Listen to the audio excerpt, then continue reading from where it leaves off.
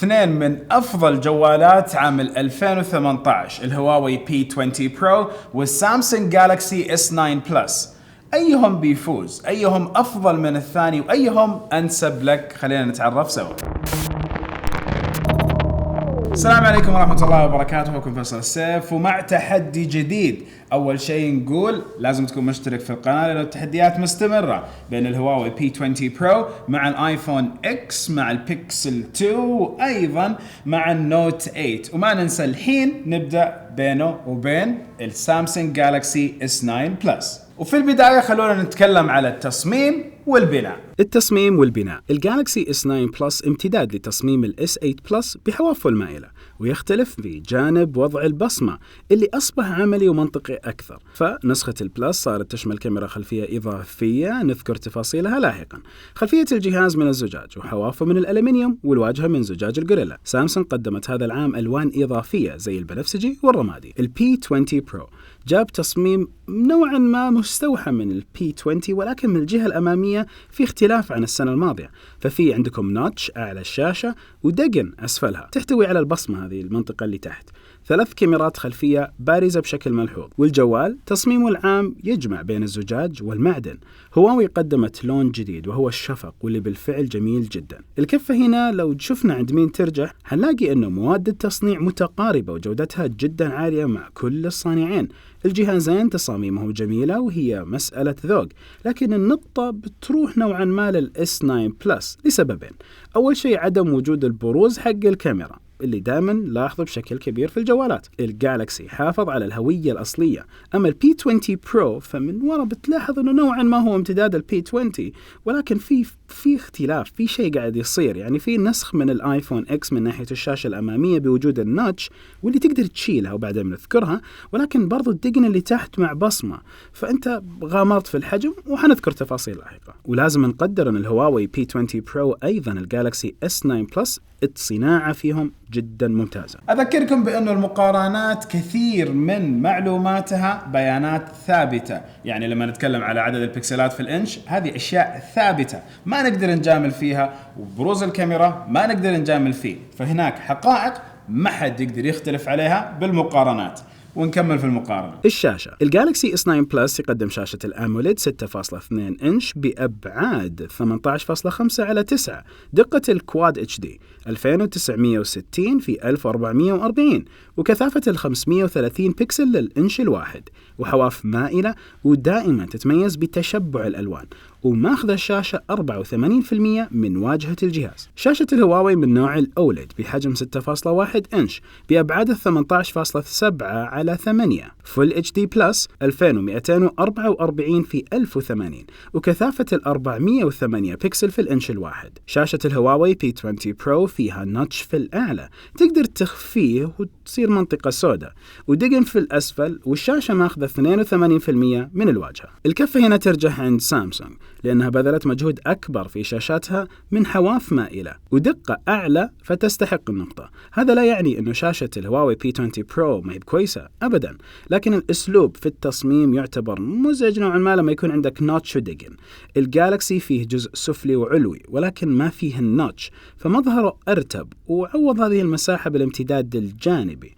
والآيفون فيه نوتش لكن ما فيه دقن تحت، فلذلك هو مقبول أكثر لما نجي نتكلم عن ال P20 Pro اللي ضايع بين الاثنين، فهو حط نوتش وحط دقن. الشاشتين بتعطيك تجربة جدا جميلة، ولكن وجود الشاشة اللي بحواف تعطيك امتداد للخدمات، وأيضا هذه الشاشة روعة.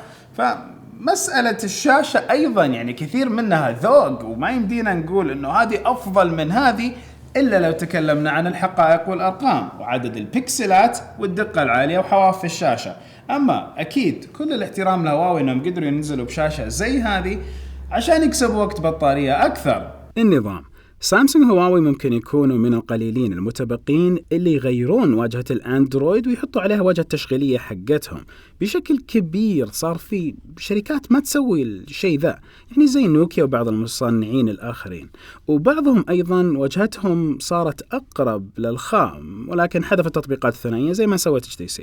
ولكن نرجع هنا ونقول أنه في فترة من الفترات كانت واجهة سامسونج وهواوي تعاني من مشاكل كثيرة، ولكن التطور صار ملحوظ في الاثنين. بس وللأسف التحديثات الكبيرة تأخذ وقت في الجوالين. سامسونج وهواوي لهم لمساتهم الخاصة في النظام اللي ممكن تعجب مستخدمين ويكرهها البعض، لكن مجملا هم متقاربين جدا، والتجربة الشخصية هي اللي بتحدد الأنسب لك، والكفة ما حتروح عند أي واحد لأنها تعادل صريح هنا. الاثنين جالسين يتطوروا وماشيين على نفس النهج تقريبا، وما ننسى التطبيقات نفسها في كل الجوالين، ولكن سامسونج في بعض الامتداد للتطبيقات، وهواوي بدلتها برضو بامتداد للتطبيقات من جهتها. معالج الجالكسي S9 يجي بالإكسينوس 9810، 8 الأنوية، عالي الأداء ب 6 جيجا بايت من الذاكرة.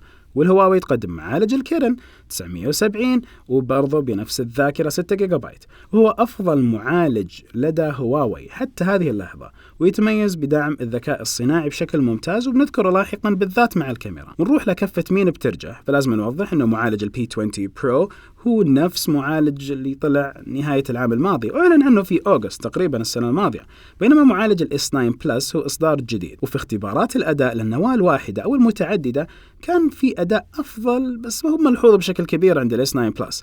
إذا النتيجة على الورق حتكون S9 Plus، ولكن أيضا بنعطي كل واحد نقطة، لأن التقارب جدا كبير، وكل واحد قاعد يجتهد في معالجاته اللي توفر في استهلاك نفس البطارية، وأيضا تعطيك أداء كويس. مع التقدير للجالكسي S9 Plus لأنه حق كرف تحسه لما تعطيه جهد جدا كبير. وليش ما تكلمت عن السامسونج جالكسي S9 Plus ومعالج الكوالكوم سناب دراجون؟ لأنه نسخة الشرق الأوسط هي الإكسينوس، خلينا واقعيين. الكاميرا، سامسونج تقدم كاميرتين خلفية، الأولى عريضة بدقة 12 ميجا بكسل، فتحتها تتغير بين 2.4 و 1.5، وفيها تقنية البكسل الثنائي للتركيز. والكاميرا الثانية هي تيليفوتو بدقة 12 ميجا بكسل وفتحة 2.4. كل الكاميرتين يدعمون المثبت البصري والتركيز التلقائي. هواوي هي أول شركة تقدم لنا 3 كاميرات في نفس الجهاز في عهدنا الجديد وعصرنا الجديد ذا. الأولى RGB بدقة 40 ميجا بكسل وفتحة 1.8. الثانية مونوكروم بدقة 20 ميجا بكسل وفتحة 1.6. الثالثة تيليفوتو بدقة 8 ميجا بكسل بفتحة 2.4. كل الكاميرات الثلاثة تدعم المثبت البصري. الكاميرا الأمامية في ال S9 Plus 8 ميجا بكسل تدعم التركيز التلقائي وبفتحة 1.7. الكاميرا الأمامية في ال P20 Pro بدقة 24 ميجا بكسل وفتحة 2.0 وتركيز ثابت. خلينا أول شيء نتكلم على صور السيلفي. ففي ال P20 Pro بيعطيك تفاصيل أكثر لكثرة البكسلات، لكن نمط الجمال يخلي شكلك دائما حاط ميك اب كذا ومضبط نفسك، يعني دائما جاهز للحفلة على قولتهم. حتى لما تشيل هذا المود يظل في تأثير خفيف يبان على الوجه، لكن تفاصيل الوجه بدون طور الجمال والألوان والدايناميك رينج أفضل في ال S9 Plus. في صور السيلفي الليلية ال S9 Plus بيعطي ألوان أجمل وإضاءة أكثر. وأيضا أنه لما تجي تصور في الكاميرا الأمامية فيديو ما حيعطيك إلا 720، إلا إذا أطفيت مسألة التجميل والتحسين فساعتها حيعطيك الفل HD. ففي شيء كمان في الإعدادات غريب. في فيديو الكاميرا الخلفية يتفوق ال S9 Plus في نفس النقاط السابقة، ونضيف عليها الثبات أفضل. ولو تكلمنا على الكاميرا الخلفية فالتصوير الخلفي في أوضاع يتفوق فيها ال S9 Plus، خصوصا لما نتكلم عن الألوان والدايناميك رينج وتغيير فتحة العدسة لتأثير البوكا. بينما ال P20 Pro فبيتفوق في دقة التفاصيل والصور، خصوصا مع ال 40 ميجا بكسل وكمان الزوم الحقيقي ل3 مرات. التصوير الخلفي في الإضاءة الخافتة نشوف نفس النقاط السابقة حقة ال S9 Plus، فبيتفوق في الألوان والديناميك رينج. وال P20 Pro بيتفوق في سحب إضاءة أكثر فتعطي تفاصيل أكثر. تصوير الفيديو الجميل في الاثنين، لكن لو ركزنا أكثر على الثبات وخصوصا لما نروح لل 4K فالثبات والجودة واضحة في ال S9 Plus. فنقدر نقول أن ال P20 Pro في التصوير بيعطيك أداء جدا كويس مع النمط التلقائي، وأيضا الجالكسي S9 Plus بيعطيك فيديو دائما كويس. وطور البوكيه نقدر نقول أنه تعادل في أغلب الأوقات. التصوير البطيء متقارب، لكن ال S9 Plus في فكرة التصوير التلقائي في اللحظة الحاسمة والمناسبة واللي تسهل عليك الميزة، ولكن يبغالك نور كثير على أساس يضبط معاك التصوير البطيء. وفي شيء ملحوظ في كاميرا ال P20 Pro الخلفية، وهي أنه ومن خلال النظام تحاول أنك تجمل وجهك. الشيء هذا يشيل تفاصيل الوجه، حتى لو أغلقت طور التجميل. لسه النظام بيصفي لك وجهك وتختفي بعض التفاصيل، صعب جدا عليك تطلع صورة شخصية بتفاصيلها الحقيقية. ولكن لما نتكلم على الذكاء الصناعي في كاميرا الهواوي P20 Pro فهو عجيب، يقدر يميز لك الشيء اللي بيصوره فيعدل الإعدادات تلقائيا، كلها تضبط عشان يعطيك الإضاءة الأنسب والعزل الأنسب للشيء اللي بتصوره. لما تصور إنسان، طعام، شلال، سماء، زهور، شيء قريب، شيء بالليل، فالP20 Pro بالذكاء الصناعي بيعطيك إضافة جدا ممتازة. ولما نشوف الكفة ترجع عند مين، فأنت الخيار لك. إذا أنت مهتم بالزوم والدقة العالية والتصوير الليلي ويعجبك التعديل التلقائي بواسطة الذكاء الصناعي، فأكيد الهواوي P20 Pro هو ممتاز جدا لك. أما إذا أنت تحتاج كاميرا أنت تعدل عليها بشكل أكبر وتعرف أنها تعطيك تشبع ألوان جيد واقعي، فعندك ال S9 Plus. ال P20 Pro أبدعوا في بعض النقاط في الصور، وأيضا ال S9 Plus أبدعوا في الصور وأيضا في الفيديو. فعندك الخيار لك وتشوف الشيء الأنسب لاهتماماتك في تصوير الصور والفيديو ومنها تختار. عن نفسنا نعطي كل واحد نقطة. الأمان، الجالكسي S9 Plus لازال يقدم حساس البصمة وتم نقله لأسفل الكاميرا بعد أن كان بجانبها، وهذا المكان أفضل بكثير من السابق. أيضا ال S9 Plus يقدم خاصية التعرف على قزحية العين وعلى الوجه دامجهم سوا، وأيضا الإيماء والرمز السري وكمان الرقم الطويل. ال P20 Pro أيضا يقدم لك البصمة الثلاثية الأبعاد واللي ممكن تكون أسرع بصمة موجودة في السوق حاليا. أيضا تقدم التعرف على الوجه، مو ثلاثي الأبعاد ولكن يستخدم أكثر من تقنية مبنية على الصورة حقتك. وأيضا موجود عندك الإيماءات والرقم السري والرمز الطويل. ونشوف الكفة ترجع عند مين، فالS9 Plus تتفوق عنده الكفة. لو ذكرنا أنه مسح القزحية والوجه دامجهم سوا، وأيضا موجود خاصية النقص في الS9 Plus، وهذا مجلد الأمان ويستخدم من كثير من الجهات. نظام الأمان موجود في كل واحد من الجوالين بالبصمة، الجهة الخلفية هنا والجهة الأمامية اللي هنا، وأيضا مسألة الوجه هنا بالصورة وهنا بحساسات وما حساسات. لكن فعليا لما نتكلم على السكيور فولدر، وكثير نذكره في كثير من الفيديوهات حقت مراجعات الأجهزة، هل أنت فعليا تستخدم السكيور فولدر؟ كل الأنظمة فعليا هذه كمان لازم تحدد لك أنت أي الجهازين أنسب لك. هذه نقطة. الاتصال والتخزين، لما ناخذ نظرة على تقنيات الاتصال في السامسونج جالكسي S9 Plus فهو يقدم تقنيات أكثر على الورق ويفتقدها ال P20 Pro مثل البلوتوث 5 والNFC. أما من ناحية التخزين فالP20 Pro يعطيك مساحة تخزينية 128 جيجا على نفس الجهاز، والS9 Plus ما يعطيك ال 64، ولكن الS9 Plus يعطيك كارت ذاكرة إلى 400 جيجا بايت المايكرو SD وما يعطيك إياها الP20 Pro. وهنا نذكر أيضا أنه في شريحتين تجي على الP20 Pro، والS9 Plus يجيك شريحتين أو شريحة وكارت ذاكرة طبعا المنطقة حقتنا. وأيضا الS9 Plus تقدر توصله بمجموعة اكسسوارات جدا كبيرة من سامسونج زي الخوذة وقاعدة الديكس وبعض الأشياء الأخرى، واللي تخليك تسوي أشياء كثيرة في منظومة سامسونج. أما الP20 Pro فتقدر توصله على الشاشة وتسوي زي الكمبيوتر من خلال وصلة خاصة لازم تشتريها. الكفة هنا نقدر نقول مع دعم كثير من التقنيات، لو حددنا الذاكرة الخارجية فالنتيجة بسهولة حتروح للS9 Plus، مع احترام الP20 Pro اللي يقدم مساحة على نفس الجهاز 128 جيجا بايت، ولكن للأسف ما في كارت مايكرو SD. ونقدر أيضا نقول إنه الP20 Pro وجود الانفراريد فيه شيء يتفوق فيه على نفس الجالكسي S9 Plus. ولما يكون عندك هنا مثلا البلوتوث 5 هنا بلوتوث 4، هل فعليا أنت بتستخدم جهازين بلوتوث هنا مع البلوتوث 5؟ إذا إيه إذا هذا الأنسب لك، إذا لا إذا ما حتفرق معاك بشكل كبير. وأيضا في خدمات دائما تيجي من المشغلين مع نفس شركات الجوال، على سبيل المثال الواي فاي كولينج. سامسونج إلى الحين ما سوت عقد بينه وبين أي من المشغلين في المملكة لتفعيل الواي فاي كولينج. أما لو تكلمنا على نفس هواوي مع الميت قدروا يضبطوا الواي فاي كولينج في المملكة. وفولتي هنا شريحة زين ومفعلة فيها فولتي Voice over LTE. البطارية، الجالكسي S9 Plus يقدم بطارية 3500 ملي أمبير، والP20 Pro يقدم بطارية 4000 ملي أمبير. كلهم المفروض يكملون معك يوم كامل، لكن يظل أسلوب استخدامك بيلعب دور. ولكن نقول إنه الS9 Plus يدعم الشحن اللاسلكي، وكل الاثنين يدعموا الشحن العادي والسريع، ويجي عندكم الشاحن السريع في نفس علبة الP20 Pro ونفس علبة السامسونج جالكسي S9 Plus. لو شفنا الكفة ترجع عند مين، فالهواوي P20 Pro بيعطيك ساعات عمل أطول وهذه النقطة يمكن حتكون أهم واحدة عند المستخدمين. على الرغم من أن ال S9 Plus يدعم الشحن اللاسلكي، ولكن أكيد بطارية أكبر، خاصية الشاشة أقل استخداما للطاقة، أكيد ال P20 Pro حيكون أقرب للمستخدمين، فالنقطة تروح له. عندكم ال Always On Display هنا موجود، وهنا عندكم الخلفيات هذه اللي دائما تطلع معاك كل ما شغلت الشاشة. فكل واحد قاعد يبحر جو، كل واحد قاعد يحاول يعطيك شيء يميزه عن الثاني. وكويس انه هنا ما في معادلة التقليد الكبيرة اللي قاعدة تصير بين هذول الجوالين، بل انه كل واحد قاعد يبحر في ابتكاراته الخاصة. كويس من هواوي وسامسونج. مزايا إضافية. نتكلم أولا عن التحديثات. الكل يستخدمون نظام الأندرويد باحترافية، وينقصهم مسألة التحديثات أول بأول، ولكن ما ننسى أن الهواوي يجيها التحديثات قبل أحيانا السامسونج، وإذا مو دائما. وأيضا لازم نذكر نقطة جدا مهمة، وهي وجود منفذ السماعة على الجالكسي S9 Plus، ومنفذ السماعة ألغي من نفس ال P20 Pro. مقاومة الماء موجودة في الجوالين، ولكن أعلى كمعيار على الجالكسي S9 Plus. والP20 Pro أيضا تميز بوجود الانفراريد والاختصارات اللي أقرب لنا.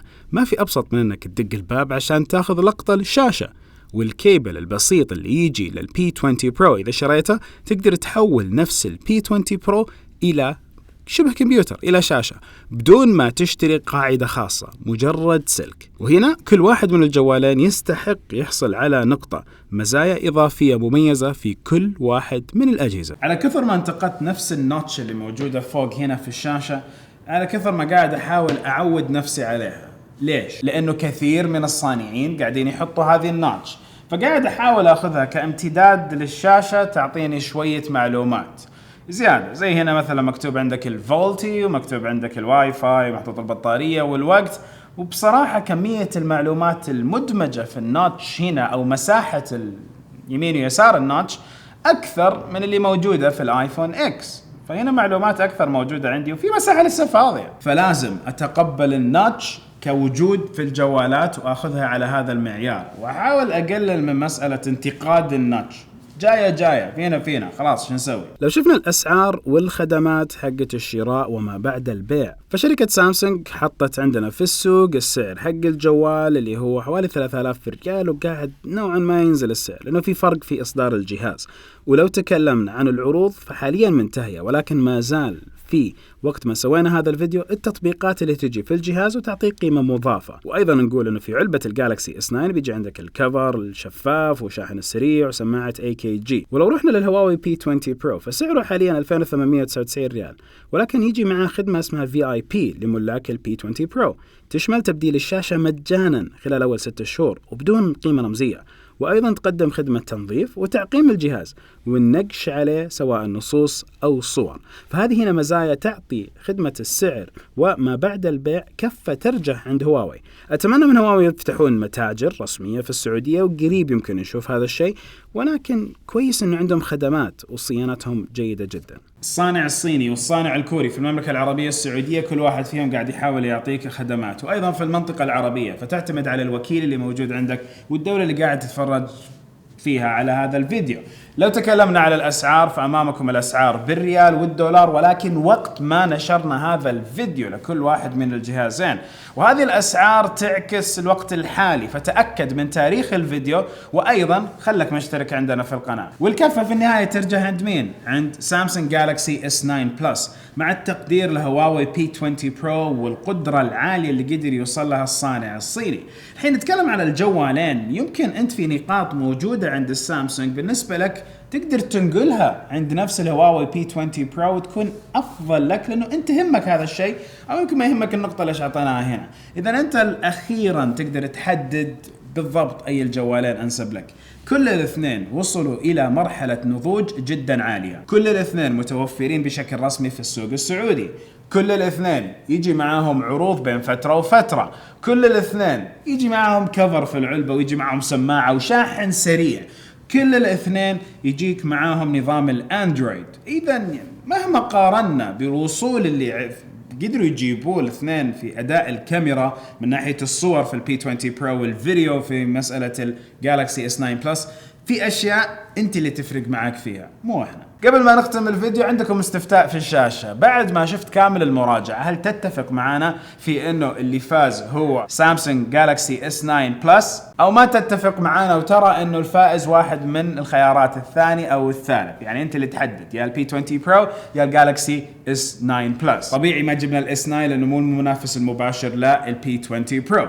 الجوالين فيهم ولهم وعليهم، وما ادري ايش حيجيبوا السنة الجاية لما يتكلم على الشركتين نفسهم. اتمنى دائما يكون في منافسة جدا جميلة بينهم. نهاية الفيديو كل فيديو اعطونا لايك وسبسكرايب والاشياء ذي كلها. سبحانك اللهم وبحمدك اشهد ان لا اله الا انت استغفرك واتوب اليك. السلام عليكم ورحمة الله وبركاته.